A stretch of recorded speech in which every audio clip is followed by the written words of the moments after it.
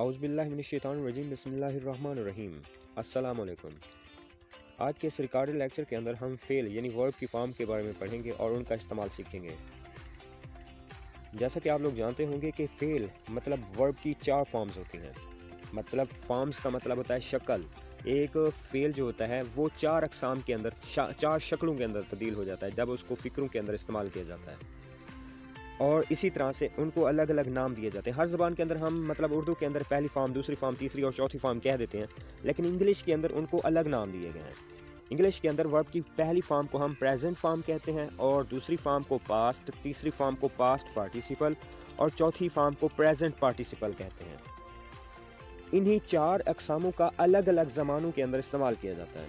अब जो फेल मतलब वर्ब की पहली फॉर्म का इस्तेमाल है, तो फेल की पहली फॉर्म का इस्तेमाल हम 2 जगहों के ऊपर इस्तेमाल करते हैं। हमारे पास जो 2 फ़िक्रे हैं वहाँ पर हम इनका इस्तेमाल करते हैं। तो आइए देख लेते हैं।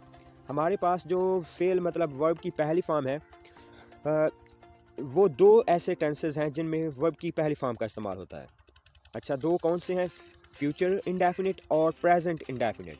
मतलब हमारे पास जो पहला फ़िक्रा होता है, प्रेजेंट इंडेफिनिट के जो भी फ़िक्रे होते हैं उनके अंदर वर्ब की पहली फॉर्म इस्तेमाल की जाती है।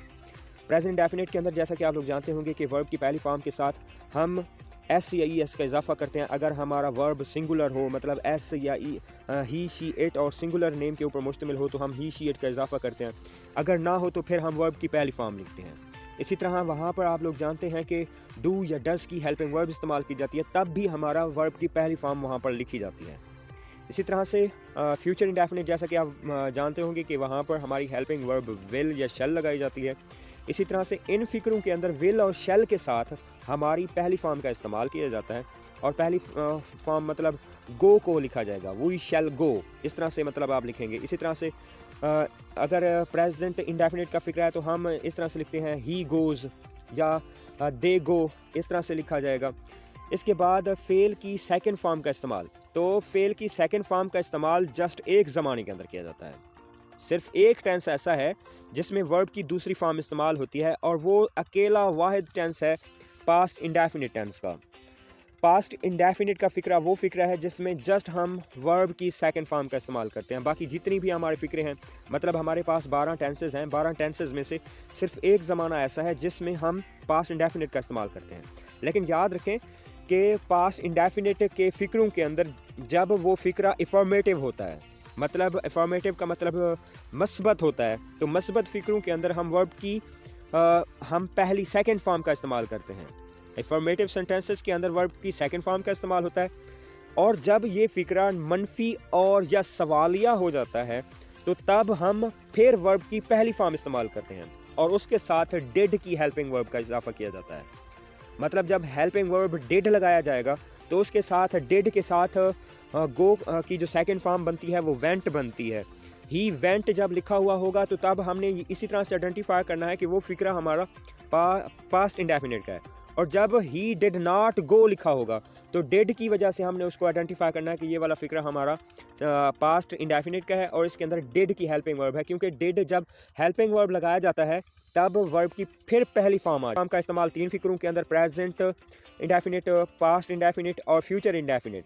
लेकिन यही बात है कि पास्ट इंडेफिनिट के फ़िक्रों के अंदर जब हेल्पिंग वर्ब नहीं होगी तो तब, या जब वो फ़िक्रा एक अफर्मेटिव सेंटेंस होगा तब हमने वर्ब की सेकंड फॉर्म लगानी है। अगर वो अफर्मेटिव नहीं है, नेगेटिव है, इंट्रोगेटिव है, तो तब हमने उसके साथ फिर हेल्पिंग वर्ब का इजाफा करना है और उसके साथ इजाफे के साथ हमने हेल्पिंग वर्ब का जब इस्तेमाल करना है तो उसके साथ वर्ब की सेकंड फॉर्म को लगा देना है। इसी तरह फेल वर्ब की थर्ड फॉर्म का इस्तेमाल, अगर किसी के नाम में सिर्फ परफेक्ट का लफ्ज़ मौजूद हो और साथ कंटिन्यूस का लफ्ज़ हरगिज़ ना हो तो उस टेंस में वर्ब की थर्ड फॉर्म इस्तेमाल होती है। और ये आप लोग जानते हैं कि हमारे पास 3 परफेक्ट के फ़िक्रे हैं। मतलब हमारे पास प्रेजेंट परफेक्ट वाले, पास्ट परफेक्ट वाले और फ्यूचर परफेक्ट के 3 ज़माने ऐसे हैं जहाँ पर हमने वर्ब की थर्ड फॉर्म का इस्तेमाल करना है। और इनके साथ हेल्पिंग वर्ब याद रखें कि हमारे पास जो प्रेजेंट परफेक्ट वाला फ़िक्र है तो वहाँ पर हैज़ और हैव का इस्तेमाल किया जाता है। पास्ट परफेक्ट में हैड का इस्तेमाल किया जाता है और फ्यूचर परफेक्ट में विल हैव और शैल हैव का इस्तेमाल किया जाता है। मतलब इनके साथ हेल्पिंग फ्यूचर इंडेफिनिट के फ़िक्रों के अंदर हेल्पिंग वर्ब विल या शैल लगाई जाती है। प्रेजेंट इंडेफिनिट के फ़िक्रे के अंदर डू या डज़ की हेल्पिंग वर्ब लगाई जाती है। इसी तरह से पास्ट इंडेफिनिट के फ़िक्रों के अंदर डिड की हेल्पिंग वर्ब लगाई जाती है, और इन तीनों ज़मानों की helping verb will, shall, did, do और डज़, इन 5 हेल्पिंग वर्ब 5 लफ्ज़ों के साथ वर्ब की पहली फॉर्म का इस्तेमाल होता है। अगर इनमें से नहीं है तो हमने माजी का ज़माना बनाना है, तो हेल्पिंग वर्ब का इस्तेमाल नहीं करेंगे जब, तो तब हमने वर्ब की सेकंड फॉर्म का इस्तेमाल करना है। इसी तरह से हमारे पास 3 हेल्पिंग वर्ब 3 ज़मानों की हेल्पिंग वर्ब जो आती हैं, हमारे पास प्रेजेंट परफेक्ट के अंदर हैज़ और हैव लगाया जाता है, पास्ट परफेक्ट के अंदर हैड लगाया जाता है, और फ्यूचर परफेक्ट के अंदर हमने वर्ब की मतलब विल हैव और शैल हैव का इस्तेमाल करना है। और ये 3 ज़माने ऐसे हैं जहाँ पर वर्ब की तीसरी फॉर्म का इस्तेमाल किया जाता है। इसके बाद वर्ब की चौथी फॉर्म, मतलब जिसको हम ING वाली फॉर्म भी कहते हैं, इस इस्तेमाल अगर किसी टेंस के नाम में कंटिन्यूस का लफ्ज़ मौजूद हो तो उसमें लाजमी तौर पर वर्ब की चौथी फॉर्म का इस्तेमाल होगा। मदरजा झैल 6 टेंसेस में वर्ब की चौथी फॉर्म का इस्तेमाल किया जाता है। चौथी फॉर्म को हम ING वाली फॉर्म भी कहते हैं। इसी तरह से ये हमारे पास फ़िक्रों की लिस्ट दी हुई है कि प्रेजेंट कंटिन्यूस का फ़िक्रा, और इसके बाद हमारे पास प्रेजेंट परफेक्ट कंटिन्यूस का फ़िक्रा, मतलब प्रेजेंट कंटिन्यूस और परफेक्ट कंटिन्यूस, और past continuous, perfect past perfect continuous, future continuous और फ्यूचर परफेक्ट कंटिन्यूस। मतलब ये बात कि जो भी फ़िक्रा, जिस फ़िक्रे के अंदर कंटिन्यूस का लफ्ज़ मौजूद है, उस फ़िक्रे के अंदर हम वर्ब की चौथी फॉर्म का इस्तेमाल करेंगे। और कंटिन्यूस का लफ्ज़ 6 फ़िक्रों के अंदर मौजूद है, मतलब present perfect, present continuous, past continuous और फ्यूचर कंटिन्यूस। इसके बाद आता है हमारे पास present perfect continuous, past perfect continuous और फ्यूचर परफेक्ट कंटिन्यूस। तो इन 6 ज़मानों के अंदर हम वर्ब की चौथी फॉर्म का इस्तेमाल करते हैं। तो इन 4 ज़मानों के अंदर प्रेजेंट कंटिन्यूस के फ़िक्रे के अंदर हमारी जो हेल्पिंग वर्ब होती है वो इज़, एम और आर होती है। मतलब इज़, एम और आर के साथ जो हेल्पिंग वर्ब लगाई जाती है वो आप लोगों की चौथी फॉर्म होती है। इसके बाद पास्ट परफेक्ट कंटिन्यूस वाले फ़िक्रे के अंदर हम हैज़ बीन और हैव बीन लगाते हैं। तो जहाँ पर हैज़ बीन और हैव बीन लिखी हुई होगी तब वहाँ पर भी हमने चौथी फॉर्म का इस्तेमाल करना है। इसी तरह से पास्ट कंटिन्यूस के फ़िक्रों के अंदर वहाँ पर हमारी हेल्पिंग वर्ब होते हैं वाज और वर। जहाँ पर वाज और वर की हेल्पिंग वर्ब होंगे तब भी हमने वहाँ पर वर्ब की चौथी फॉर्म का इस्तेमाल करना है। इसी तरह से पास्ट परफेक्ट कंटिन्यूस के फ़िक्रों के अंदर वहाँ पर हमारी जो हेल्पिंग वर्ब होती है वो हैड बीन होती है। तो हैड बीन वाले फ़िक्रों के साथ, मतलब हैड बीन की हेल्पिंग वर्ब के साथ भी हमने वर्ब की चौथी फॉर्म का इस्तेमाल करना है। इसी तरह से फ्यूचर कंटिन्यूस के अंदर हमारी हेल्पिंग वर्ब विल बी या शैल बी होते हैं। तो इन 2 हेल्पिंग वर्ब के साथ भी हमने चौथी फॉर्म का इस्तेमाल करना है। और फ्यूचर परफेक्ट कंटिन्यूस वाले फ़िक्रों के अंदर वहाँ पर हमारी हेल्पिंग वर्ब होती है विल हैव बीन और शैल हैव बीन। तो इन 6 फ़िक्रों के अंदर हमने चौथी फॉर्म का इस्तेमाल करना है। तो सही तरीके से आप लोग यही याद रखें कि आप करेक्ट फॉर्म ऑफ वर्ब के तौर पर आप लोग इसी तरह आइडेंटिफाई कर सकते हो कि जब हमारे पास अगर हेल्पिंग वर्ब के थ्रू, क्योंकि आप लोग करेक्ट फॉर्म ऑफ वर्ब के अंदर देखते हैं कि जो आप लोगों का 9th और 10th के पेपरों के अंदर दिया जाता है, तो तब ये किया जाता है कि हेल्पिंग वर्ब या तो ऊपर जो स्टेटमेंट होती है वहाँ पर दे दी जाती है, या तो नीचे ऑप्शन के अंदर डाल दी जाती है। अगर हेल्पिंग वर्ब नीचे होगी तो उसके साथ आपने कौन सी ऊपर वर्ब की फॉर्म के मुताबिक ठीक करना है। ऑप्शन के अंदर अगर हेल्पिंग वर्ब है तो ऊपर जो वर्ब की फॉर्म होगी तो कौन सी फॉर्म के साथ हम कौन सी हेल्पिंग वर्ब लगा सकते हैं। अगर ये आप लोगों को पता होगा तो तब आप लोग अपना नंबर ईजिली सिक्योर कर सकोगे। तो यही है कि अगर फ़िक्रे के अंदर डू या डज वाली हेल्पिंग वर्ब हो तो तब हमने वर्ब की पहली फॉर्म लगानी है। अगर डू डज ना हो तो तब भी हम वर्ब की पहली फॉर्म लगा सकते हैं, क्योंकि हमारे अफर्मेटिव सेंटेंसेस के अंदर भी वर्ब की पहली फॉर्म लिखी जाती है अगर वो फ़िक्रा हमारा प्रेजेंट इंडेफिनिट का हो।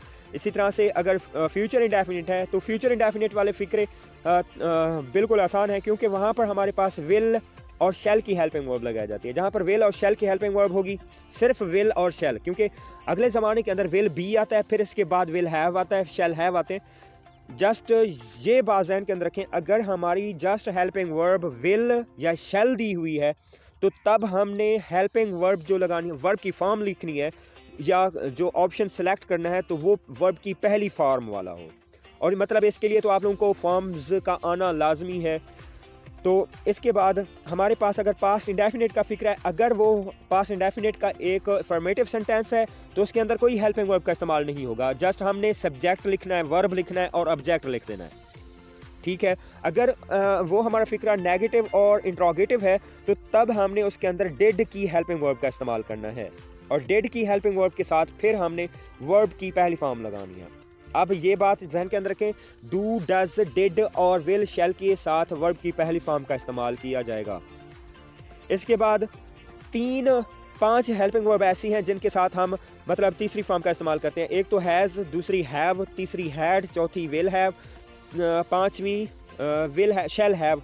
इन 5 हेल्पिंग वर्ब के साथ हम तीसरी फॉर्म का इस्तेमाल करेंगे। अगर तीसरी फॉर्म दी हुई है ऊपर स्टेटमेंट के अंदर, तो नीचे जो हम ऑप्शन चूज़ करेंगे उनके अंदर अगर जहाँ पर भी इनमें से इन 5 हेल्पिंग वर्ब में से कोई भी हमें दिखाई देगा हेल्पिंग वर्ब, तो हमने उसको सिलेक्ट कर देना है। इस तरह से मतलब एग्जामिनर नहीं कर सकता कि आप लोगों को दो राइट मतलब 2 राइट ऑप्शन दे दें। अगर 2 राइट ऑप्शन देंगे तो आप लोगों का वो इस तरह से लिखेगा, मतलब A and B correct answer है, इस तरह से वो आप लोगों को लिख के देंगे। तो इसके बाद चौथी फॉर्म है, चौथी फॉर्म का इस्तेमाल 6 मतलब जहाँ पर इज़, एम, आर, वाज, वर, इसके अलावा हैज़ बीन, हैव बीन और इसी के साथ विल बी, शैल बी। इसके बाद आप लोगों का वाज, वर और इसके बाद will have been, shall have been. इन 6 ज़मानों की हेल्पिंग वर्ब के साथ हम चौथी फॉर्म का इस्तेमाल करेंगे। तो आप लोग जहन के अंदर यही रखें कि करेक्ट फॉर्म ऑफ वर्ब के हिसाब से भी आप लोगों का मतलब लेक्चर बहुत ज़्यादा इंपॉर्टेंट है। इसको अगर दोबारा आप सुनना चाहते हैं तो दोबारा इसको मतलब अगर अंडरस्टैंड नहीं हुआ तो आप लोग मज़ीद इसको दोबारा सुन लें।